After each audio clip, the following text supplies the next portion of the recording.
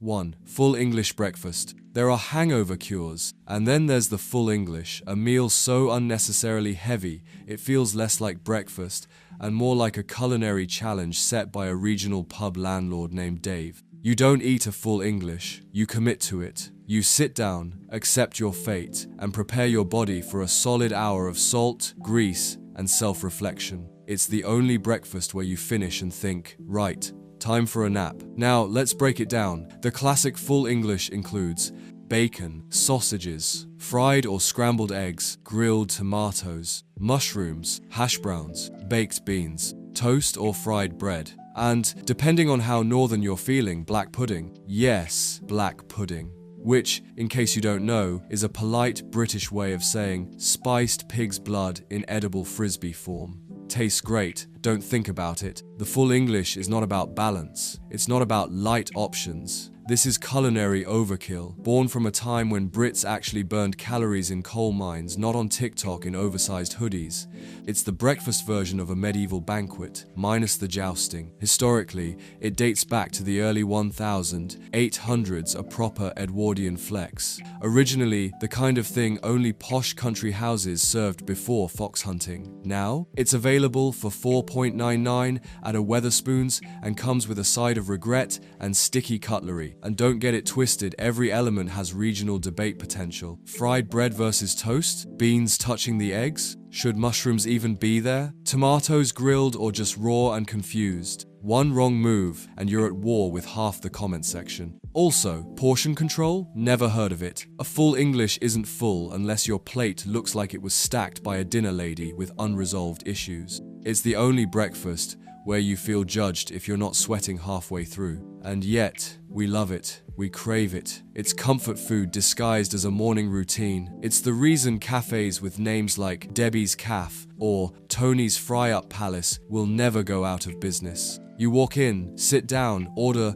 the works, and don't speak until your arteries start negotiating a truce. The full English isn't just a meal, it's a full cultural reset. You don't eat it every day because you respect your organs, but when you do, it's a glorious, greasy, slightly tragic moment of national pride. 2. Fish and chips. You ever eaten a meal so British that it tastes better when consumed in mild weather on a damp bench while being aggressively stared down by a seagull named Kevin? That, my friend, is fish and chips. The undisputed monarch of British takeaways. It's not just food, it's an experience, wrapped in paper, drenched in vinegar, slightly too hot to hold, and somehow always accompanied by at least one rogue chip that ends up in your shoe. No one knows how. It's part of the ritual. Now, what are we talking about here? The essentials. Deep-fried battered white fish, cod if you're posh, haddock if you're northern, thick-cut chips that are 40% potato, 60% regret, a splash of malt vinegar, salt, maybe ketchup or curry sauce, depending on your postcode. And of course, the ever-divisive mushy peas which look like baby food but taste like I've accepted my place in this world. And where do you eat it? Ideally, on a pier, in a steamed-up car, or while fending off pigeons with one hand and holding a polystyrene tray with the other. Fish and chips is the only meal where weather actively improves the taste. If you're not holding your collar up to block the wind and shielding your chips from the rain, you're not doing it right. Now,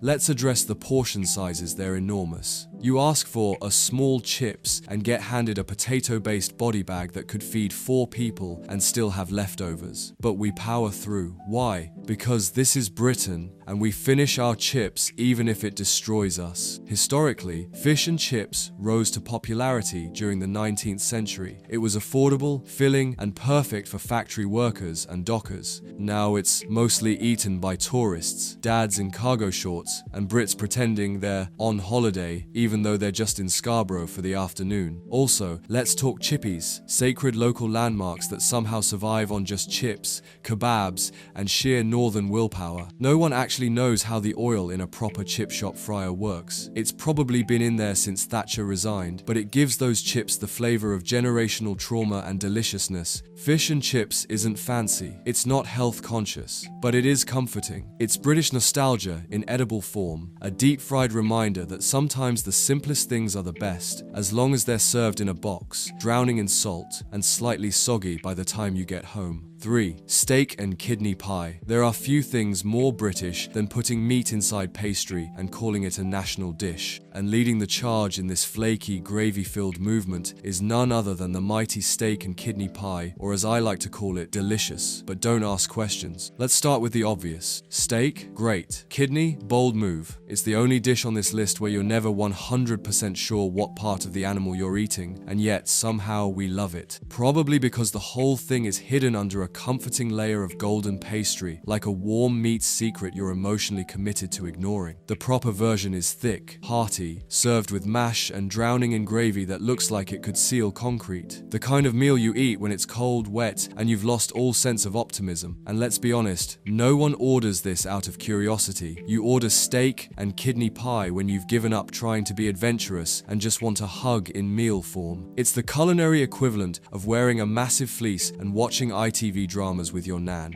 Now, the word kidney tends to panic the uninitiated, and rightly so. It's not the most PR-friendly cut of meat. But here's the trick. Once it's been stewed for 17 hours and buried in gravy, it just tastes like vaguely meaty sponge. Don't overthink it, that's the rule. And the pie itself? That's where British food peaks in presentation. Flaky, golden, warm, until you break the crust open, and it's just steam, chunks of meat, and the quiet sound of your arteries weeping. There's also a strong pub culture around this dish. Go into any traditional British pub with a name like the King's Arms or the Crown and Badger, and there's a 98% chance steak and kidney pie is on the menu, and there's a 100% chance the chef is just a bloke named Colin who's been doing this since 1983 and takes zero feedback. Steak and kidney pie doesn't try to impress. It just shows up, does the job, and leaves you too full to form opinions. It's old school. It's unapologetic. It's probably the reason British people don't fear winter. You don't eat this because it looks good. You eat it because you need strength and possibly something to absorb the 4 pints you had before it. 4. Jellied eels. Now, let's take a moment to appreciate something truly British. A dish so questionable, so visually upsetting, that it makes tourists think we've just given up. Ladies and gentlemen, I give you jellied eels. Because apparently, boiled fish wasn't strange enough, we had to add gelatin. This is one of those foods where even the name sounds like a warning. Jellied eels. Put together like someone lost a bet and had to make dinner from whatever was left in a haunted fridge. Originating in East London, jellied eels were once the pride of the working class. Cheap, protein-rich, and readily available in the murky waters of the Thames. Yes, the Thames. Which raises 2 important questions. Why? No, seriously, why? Preparation is simple. If you're a Victorian street vendor with no concept of texture, you chop up the eels, boil them into submission, then let them set in their own stock until it becomes a cold, wobbly sea creature jelly, like aspic, but make it feral. It's the only dish on this list that looks like something David Attenborough might narrate, slowly disappearing into the mud. The taste? Let's just say it's an acquired one. Some say it's savory and rich, others say it's like licking a cold fish-flavored jelly shoe. There is no middle ground. You either pretend to enjoy it, or you panic mid-bite and start Googling nearest Greg's. And yet, somehow, this was a delicacy, a staple at traditional East End pie and mash shops, served alongside liquor sauce, which, confusingly, contains no alcohol and is instead made of parsley, flour, and broken dreams. Now look, we get it. Every country has a weird traditional food that modern people only eat when they're trying to prove something. Scotland has haggis, France has snails, and we have eels in jelly because Britain doesn't flinch. We stare the weirdness in the face, slap it on a plate, and say, that'll do. To this day, you can still find jellied eels in proper East London pie shops, served with vinegar, white pepper, and the underlying knowledge that you're participating in culinary history and also maybe a prank. It's divisive, it's slippery, it's a food that makes zero sense in 2025, but it's ours, and that's what makes it great. Sort of. 5. Sunday roast. You ever sat down to eat and suddenly realized the tension in the room could cut through steel-cut carrots? That's not lunch, that's a Sunday roast. A sacred British tradition where we gather once a week to eat far too much, argue about oven timings, and pretend everything's fine. The Sunday roast isn't just a meal, it's an institution, a domestic performance, a passive-aggressive Olympics. Let's break down the cast of characters on your plate. Roast meat, usually beef, pork, chicken, or if you're feeling fancy, lamb. Roast potatoes, crispy on the outside, fluffy on the inside, and always the subject of family betrayal. Veg, carrots, parsnips, broccoli, and that one sad piece of cauliflower no one claims. Gravy, the lifeblood of the dish, often stirred while someone quietly cries in the kitchen. And of course, Yorkshire puddings, majestic little batter bowls of joy that somehow always go cold before you finish your plate. Here's the thing, the roast is a team sport, but everyone's playing a different game. Nan wants everything overcooked to be safe. Your dad wants his beef rare enough to moo. And your aunts brought a nut roast that no one asked for. But now it's a thing. And the gravy debate? Dangerous territory. Thick or runny? Instant granules or proper stock? Make the wrong choice and you're blacklisted from future hosting duties. Who made this? Don't ask, just eat. And pass the salt before this turns into another incident. Every household has one person who takes it too seriously, usually the mum. She's been cooking since 6 a. Ma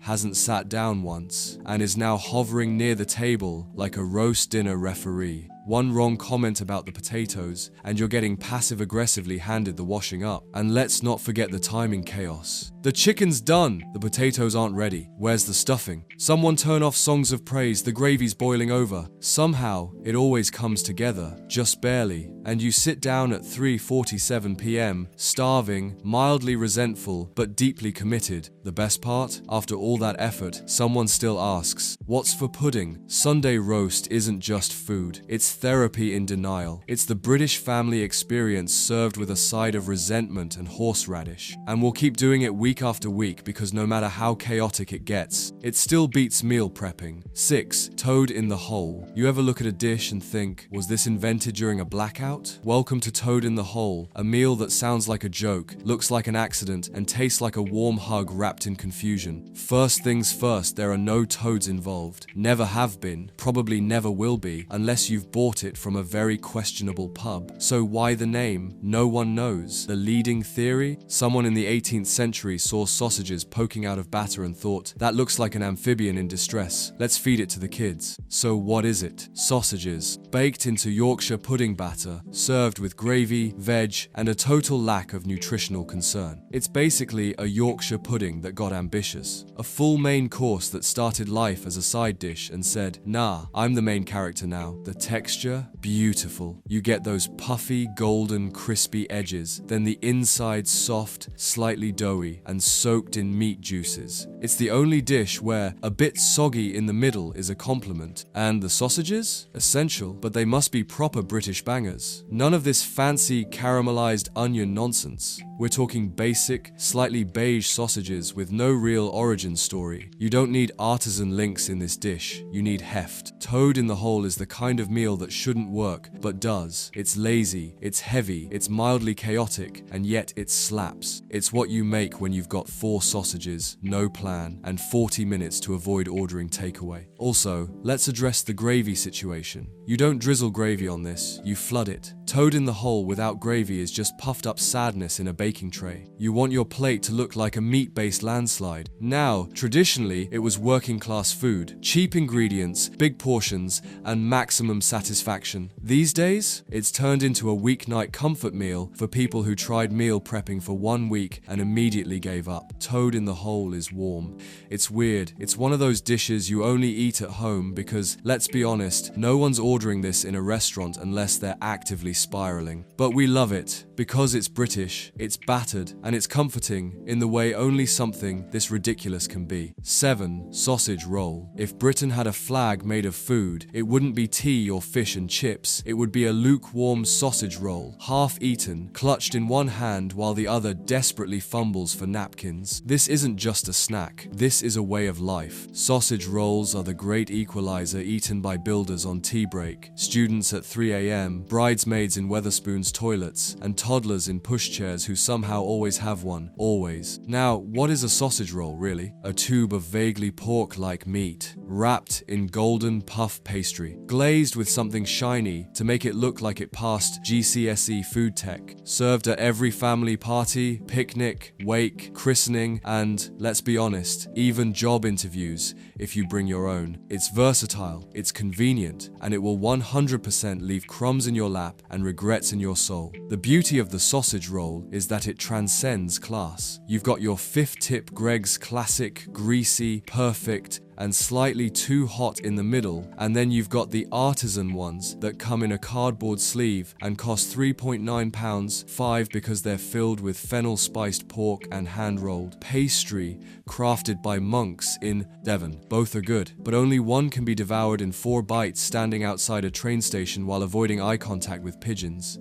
You know which. And let's talk Greg's, shall we? Greg's isn't just a bakery, it's a cultural monument, and the sausage roll is its crown jewel. The queue at lunchtime? Biblical. You go in for one, you come out with 6, and a small existential crisis. Then there's the vegan sausage roll, which caused more national uproar than most general elections. People had opinions, strong ones. Half the country cheered. The other half acted like someone had personally insulted Churchill's ghost. You'll find sausage rolls everywhere, gas stations, supermarkets, school lunchboxes, and somehow no two taste the same. Some are fluffy, some are chewy, some are just tubes of sadness wearing a pastry coat, but we still eat them. Why? Because they're always there for us. Sausage rolls are dependable, loyal, emotionally beige in the best way possible. And you'll never truly appreciate their greatness until you're holding one, slightly burnt, sitting on a bench outside Sports Direct, thinking, this is what life's about. 8.